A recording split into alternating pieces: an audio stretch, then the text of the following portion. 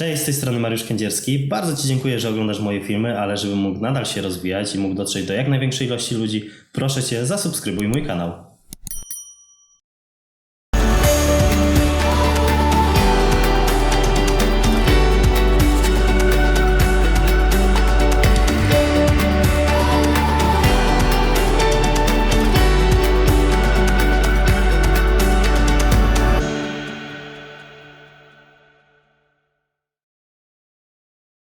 Jak zaczynać, to najlepiej od początku, dlatego w pierwszym odcinku skupimy się na tym, co jest naprawdę ważne, kiedy zaczynamy rysować, a mianowicie na papierze. Papier jest bardzo istotnym elementem naszego rysunku, ponieważ, jakby nie patrzeć, ma później przez lata nosić to, co wypłynie spod naszej ręki.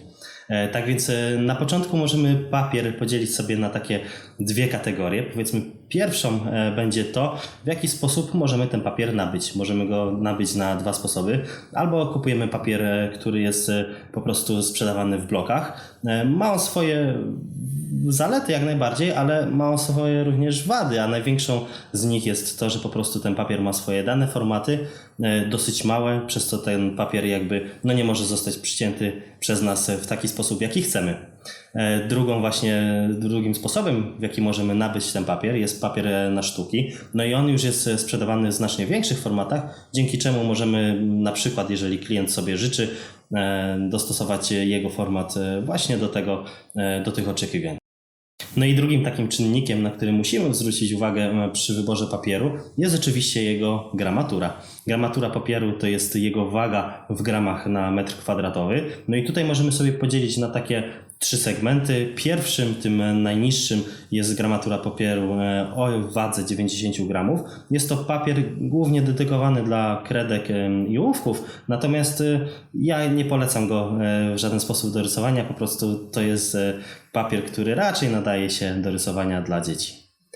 Drugim takim segmentem jest, powiedzmy, przedział od mniej więcej 160 do 250 gramów i ten papier jak najbardziej rekomenduję do rysowania. Jest to papier, który jest maksymalnie gładki, dzięki temu wszystko to, co wypłynie spod naszej ręki, zostaje na papierze, i możemy dzięki temu, dzięki naszym umiejętnościom uzyskać praktycznie każdy efekt, jaki tylko chcemy.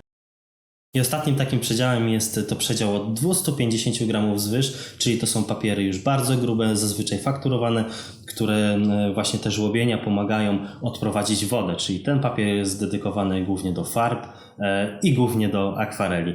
Na tym papierze najlepiej się maluje i oczywiście czasami można także na nim rysować, nie mówię, że nie, natomiast trzeba pamiętać o tym, że ołówek nie jest medium w 100% kryjącym, że czasami będziemy musieli ten ołówek mocniej docisnąć, żeby uzyskać jakiś efekt, a przez to może on po prostu ten papier zniszczyć. Jest wiele marek, które mają w swoim asortymencie różnego rodzaju papier, więc po prostu najlepiej będzie, jak Wy sami pójdziecie do sklepu, zobaczycie go z bliska, zobaczycie, jak on mniej więcej pod światło wygląda, tak żebyście mogli dobrać właśnie ten ulubiony arkusz pod Wasz styl i pod to, co robicie.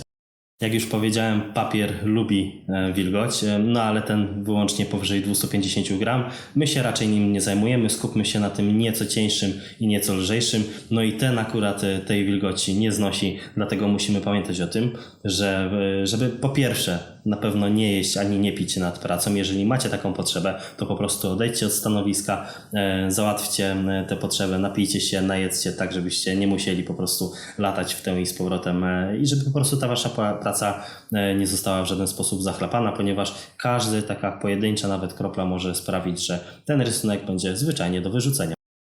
Musicie ponadto pamiętać o bardzo ważnej rzeczy. Jeżeli macie w pokoju albo w ogóle w Waszym mieszkaniu takie urządzenie jak nawilżacz powietrza, musicie pamiętać o tym, żeby nie trzymać pod żadnym pozorem papieru w tym samym pomieszczeniu. Zabierzcie go w inne miejsce, ponieważ tak jak powiedziałem, papier nie lubi wilgoci, i po prostu jeżeli na przykład będziecie go trzymać, bo zapomnicie zwiniętego, to ten papier po prostu będzie się pod wpływem wilgoci odkształcać, i to też może spowodować to, że przy na przykład wymazywaniu jakichś elementów albo po prostu przy rysowaniu ten papier sobie zniszczycie, co sprawi, że ten rysunek, tak jak powiedziałem wcześniej, będzie w ogóle bezużyteczny.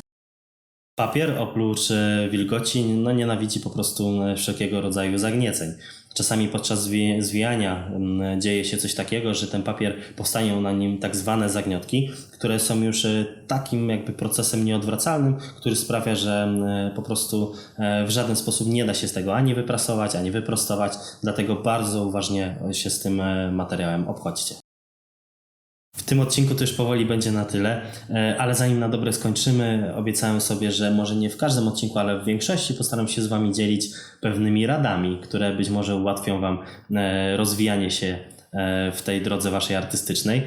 I w dzisiejszym odcinku z racji tego, że mówimy o papierze, mam dla Was taką poradę. Jeżeli idziecie do sklepu i kupujecie ten papier, transportujecie go zazwyczaj w tubach albo w teczkach. Jeżeli jest w teczce, to jest ok, ale jeżeli macie go w tubie i on jest zwinięty w niej, pamiętajcie o tym, żeby po przyjściu do domu od razu położyć ten papier na czymś sztywnym, na czymś płaskim, na czym on będzie mógł po prostu dojść do tej swojej pierwotnej formy, tak żeby po prostu wyprostował się, żeby nie był pozawijany, bo wtedy po prostu będzie Wam dużo trudniej pracować. No, to teraz już będzie na tyle. Bardzo Wam dziękuję, że obejrzeliście ten odcinek do końca z uwagą i przy okazji zapraszam Was na mojego Facebooka, którego znajdziecie mniej więcej tutaj, na mojego Instagrama, którego znajdziecie mniej więcej w tym miejscu. Oczywiście linki także w opisie do tego filmu znajdziecie. Bardzo Wam dziękuję i no cóż, widzimy się za tydzień. Cześć!